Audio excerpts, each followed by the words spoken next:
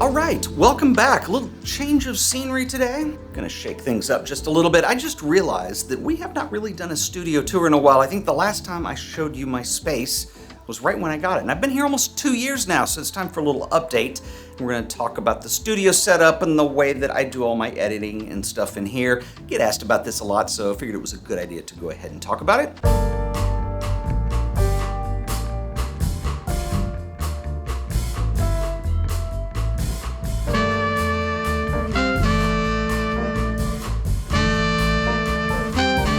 Okay, so the way this studio is set up is I essentially have two long studios. So on one side I have what I call the photo studio, and it's the one with the wood floors in it. And then on the other side I have the video studio, and it is carpeted, which helps with sound considerably. That's why I do my video work in there. That's typically where you see me record these videos.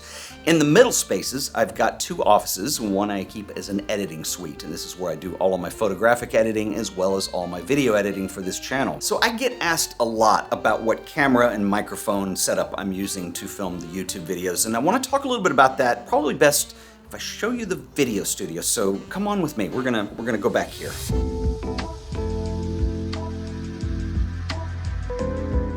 So this is a little bit turned around from what it normally is because I'm gonna show you the behind the scenes on this. You're used to seeing me from that direction facing this way. We're turned around. But I'm gonna talk about the cameras and mics and stuff that I use, but there are two things that are really important when it comes to making video. The first is the most important, which is sound, and the second is lighting. So it's not really attractive, but you see the big moving blankets back there. Those are actually made by a company called Sound Blankets, and I know it's not the most elegantly beautiful solution, but it's behind the camera. Typically you don't see it, but those will block light, and they also help with the sound in this room. Covering the windows is important because if you have a day where you have clouds in the sky or something and they're moving back and forth, your white balance can change in the room, and it typically won't match the lights anyway. So let's talk about the lights. All of the lights that I use in the studio are all Nanlite Forzas, and there's a number of reasons why. I think one, they're very affordable, and two, they're very dependable.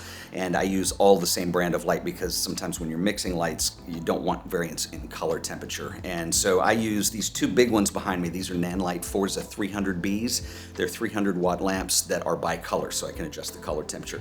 I have some smaller lights that I use that are all Nanlite Forza 60Bs. They're also bi-color, and they match up pretty well, and I'll use those for fills here and there, but those are the main lighting. And then I also use diffusion, so I've got a big softbox on my key light over here, and then this is sort of a fill. I was experimenting with using the lantern dome in here just for everything, and I did use that for a little while. And I just like to be able to shape the light a little more and have a little more control over it. So essentially, I do have the lantern over here that is providing a fill light, and I have the shade blocking some of it off so it doesn't directly hit me, it just lessens that. So I have most of my lighting coming from my left side. For cameras, my two main cameras are Sony's. So right now I'm filming on the A7S III, and I also have an FX3. I don't use this lens for my normal videos. I use the 16 to 35mm f2.8 G Master lens, but I'm using it right now, so you're not seeing that. This is typically what I use to film all the talking head stuff, and then I'll do B-roll on the A7S III. These are both incredible video cameras, and the main reason that I just have to depend on Sony is because I'm the only one in here doing filming, so I don't have anybody to pull focus. And the autofocus is that good on the Sonys to where I can just trust that it will be there, and I just rely on it.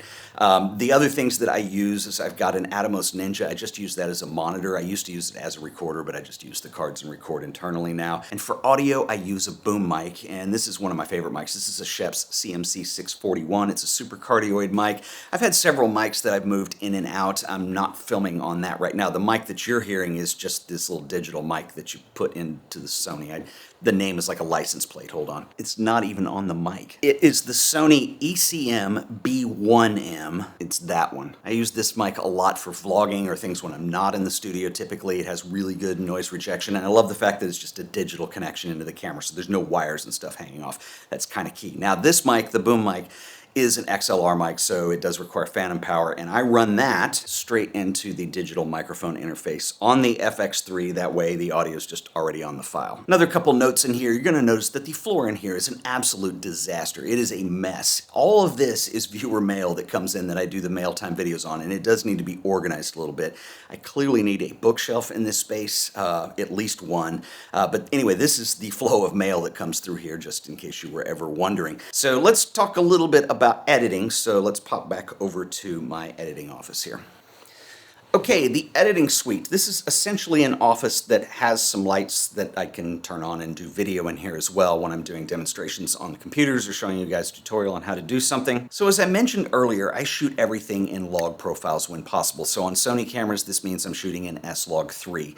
Now, if you're shooting in a 10-bit 422 color space, this is going to give you a lot of flexibility in post-production, and that's exactly why I'm using it. Basically, 10-bit footage is going to give you enough data and enough information where you can rescue shadow detail if possible. You can control exposure, you can control color without losing fidelity of the image. Now, the downside to shooting in log footage is that it looks really flat, and so it does require some work in post-production to get it looking the way you want it to. Now, I do have two tools that I want to share with you today that I'm really excited about because actually Filmconvert are sponsoring this video, but these are like two of my favorite tools for post-production ever.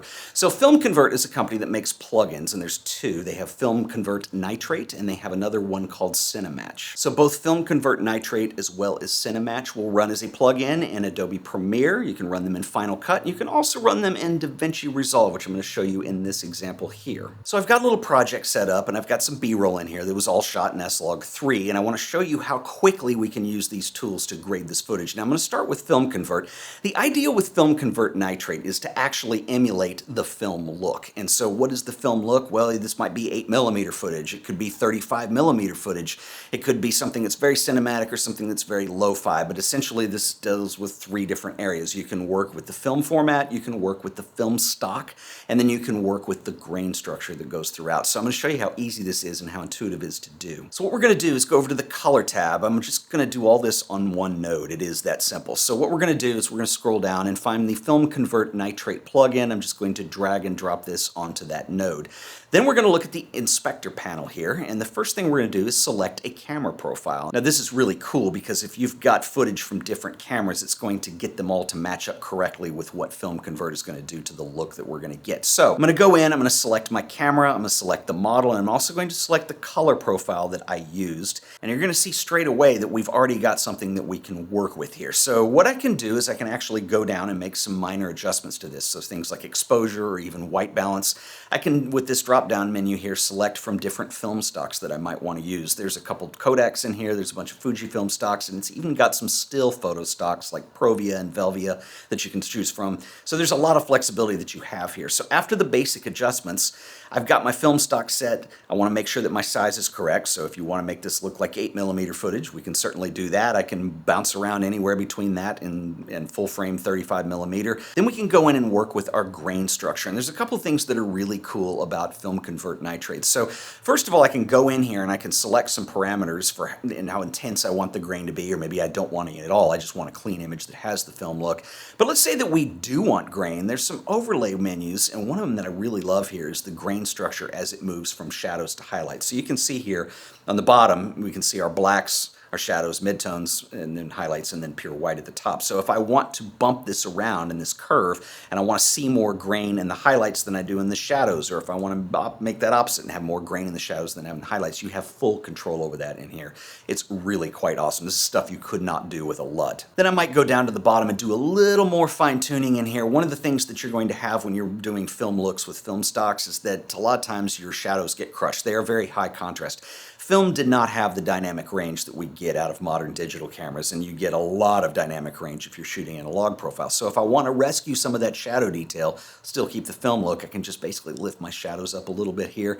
This is starting to look really good. And of course you have the full flexibility of this working in a nodal structure here, so I just created my Filmconvert plugin on one node. I can create another one and I can grade it a little further if I want to warm up the footage or if I want to cool it down a little bit. The sky's the limit, and this is so easy to use. And everything previews. I just play it back and I don't have to wait for things to render. This is like one of my favorite plugins ever. Filmconvert also has another product called Cinematch, and Cinematch is dead simple, and what this does is just really powerful. So if you've ever shot a project and you've used different cameras, so I'm talking about two different cameras that are two completely different brands. So let's say you're shooting S-Log on one camera and you're using Panasonic V-Log on another. Getting them to match up in post-production is a nightmare sometimes and takes an enormous amount of work. And there's a huge learning curve to this. So Cinematch takes all of that out and it makes this so easy. So what I'm going to do is select another clip and I'll show you how crazy easy this is to use. So what we're going to do is we're going to grab the Cinematch plugin. I'm going to drop it on that node. Now it's going to ask us for two things. First of all, it wants to know what the source footage was shot on. So I'm going to go in and I'm going to just select Sony. This was an A7S III and I'm going to select the color profile, which was S-Log3 S-Gamut3, and we are good to go. Now, you don't see any change at this point. One thing I'm going to do is I'm going to scroll down just a little bit and I'm going to actually conform this to Rec. 709. What this will do is delog the footage for you so you can see a dramatic effect has already taken place. Now, the next thing I can do is, let's say I've got some footage that I shot on a Panasonic S5. Well, I can actually go in here and load it up the same way, and then what I'll do is go back to my Sony footage and I can actually match this to the Panasonic or the Red or any other camera I might be using. This is so powerful and it takes a lot of the time out of it. I have noticed that sometimes you do have to do some minor tweaking. Maybe the exposures were slightly different. It also helps to have white balance perfectly matched, but really those are the only two things that you have to worry about correcting. And the other cool thing about it is, let's say you're not even matching footage, but you just want the look of, say, Panasonic, or you want to have the Red look, or you want to have an Arri look, then you have different options in here in terms of color grading that are just pretty much a one-click solution. So a couple things that I love about Filmconvert and Cinematch both is their plugins. So you just basically bring them into the software that you're already using and they run inside of that. So if you're using Adobe Premiere, or you're using Final Cut, or you're like me and you like DaVinci Resolve, it's just a matter of using them as a plugin. You don't have to switch into another app to do your editing. The other thing that I love is both of these plugins are very reasonably priced. They're not expensive. So what I would do, use the link below this video in the description and head over to their website. You can download a free trial. What it's going to do is give you full functionality, except it watermarks the image. Play around, see if this is right for you, and if you do want to purchase the software, I can save you an additional 10% by using the offer code in the description below this video. So I want to give a special shout out and thanks to Filmconvert. It's really awesome when you get a show sponsor that you really use their stuff and you really love it and you really want to share it with other people. So go download your free trial and check it out. So in January, I will have had this space for 2 years, and it's sort of minimal the way I have it set up for a number of reasons. So first of all, before I got this space, I mean, this was a huge game changer in the way that I'm actually able to produce content. It was really cramped. I was working in this tiny bedroom in the back of my house that I converted into like this studio office.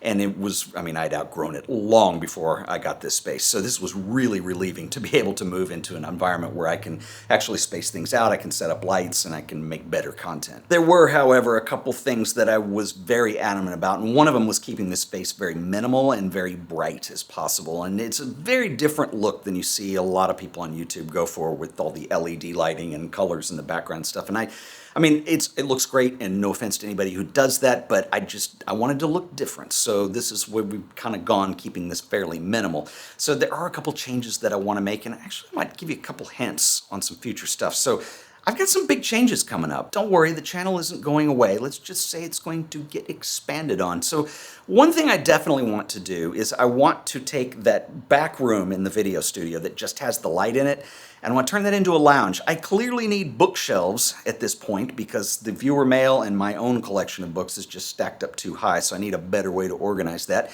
And I think it would be nice to have a space where you can sit and have a cup of coffee and actually enjoy it. Maybe I could do videos back there. So lounge is next on the list. That's coming up. And the other thing, which is sort of why I kept that video studio minimal, is that it would be very cool to set this up as a gallery space. I kind of hinted this a while back, and be able to have this space where people can come over and visit from time to time.